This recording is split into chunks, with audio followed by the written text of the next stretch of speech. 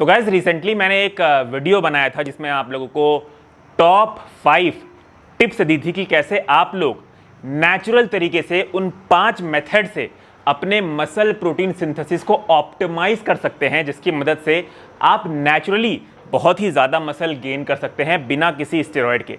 तो उस वीडियो में ना मैंने एक पॉइंट बोला था कि मैक्सिमम मसल गेन करने के लिए आपको अपने पूरे दिन का प्रोटीन रिक्वायरमेंट जो है इवनली स्प्रेड करना होता है अपने मील्स में, और वो मील्स जो आप ले रहे हैं वो हर 3 से 4 घंटे में ले, जैसे कि 20 से 30 ग्राम प्रोटीन आप हर 3 से 4 घंटे में इंक्लूड करें। तो प्रोटीन डिस्ट्रीब्यूशन के ऊपर मैंने एक पॉइंट बोला था उस वीडियो में।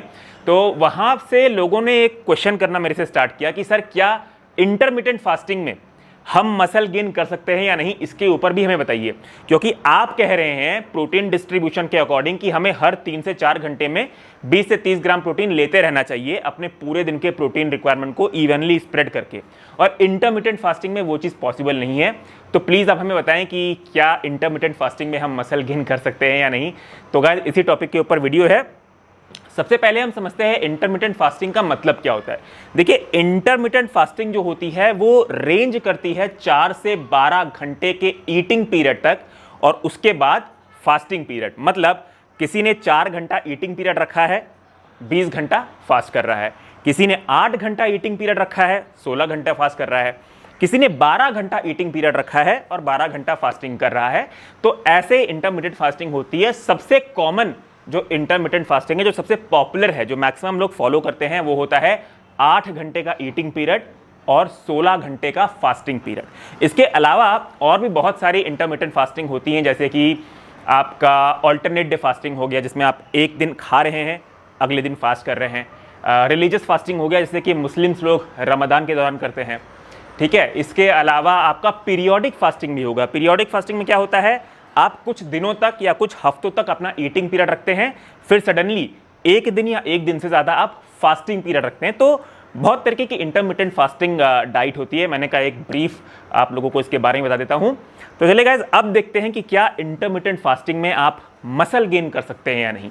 तो सबसे पहली चीज़ जो मैं यहाँ पे बोलना चाहूँगा वो ये है कि देखिए, इंटरमिटेंट फास्टिंग के दौरान अगर आप रेजिस्टेंस ट्रेनिंग को इंक्लूड नहीं करते हैं, और guys forget about intermittent fasting, कोई भी वेट लॉस या फैट लॉस डाइट प्लान के दौरान अगर आप रेजिस्टेंस ट्रेनिंग प्रोग्राम को इंक्लूड नहीं करते हैं तो आप में फैट लॉस के साथ साथ मसल लॉस होना निश्चित है। इसीलिए जितनी भी स्टडीज इंटरमिटेंट फास्टिंग को लेके हुई है, जिसमें रेजिस्टेंस ट्रेनिंग यानी कि वेट ट्रेनिंग प्रोग्राम को इंक्लूड नहीं किया गया था, उसमें इंटरमिटेंट फास्टिंग वाले ग्रुप ने जो है फैट लॉस के साथ मसल लॉस किया ही किया है। अब कुछ स्टडीज ऐसी भी हुई हैं जिसमें इंटरमिटेंट फास्टिंग के साथ साथ रेजिस्टेंस ट्रेनिंग प्रोग्राम को इंक्लूड किया गया है, और ये जो स्टडी की मैं बात कर रहा हूं ये बहुत ही रिस्पेक्टेबल जर्नल में पब्लिश भी हुई, जैसे कि European journal of sports science. ठीक है, तो इस जर्नल में एक रिसर्च हुई थी जिसमें कुछ पार्टिसिपेंट्स को लिया गया और उन्हें 2 ग्रुप में डिवाइड कर दिया गया। एक ग्रुप को बोला गया कि आपको नॉर्मल डाइट फॉलो करनी है, नॉर्मल ईटिंग पैटर्न फॉलो करना है, और एक ग्रुप को बोला गया कि आपको इंटरमिटेंट फास्टिंग जो है फॉलो करना है। ये दोनों ग्रुप थे ना, ये 8 वीक के रेजिस्टेंस ट्रेनिंग प्रोग्राम पे रखे गए थे। स्टडी के अंत में ये पाया गया कि जो ग्रुप इंटरमिटेंट फास्टिंग पे था और 8 हफ्तों की रेजिस्टेंस ट्रेनिंग भी किया है जिस ग्रुप ने, उस ग्रुप ने स्ट्रेंथ गेन की है और अपने मसल मास को मेंटेन करके रखा है।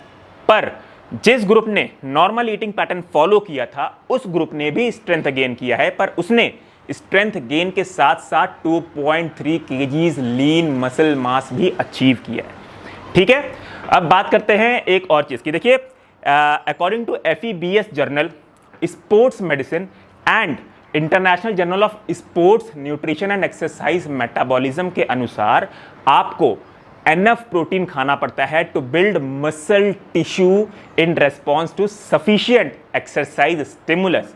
ठीक है, और ये चीज इंटरमिटेंट फास्टिंग में करना बहुत ही चैलेंजिंग होता है।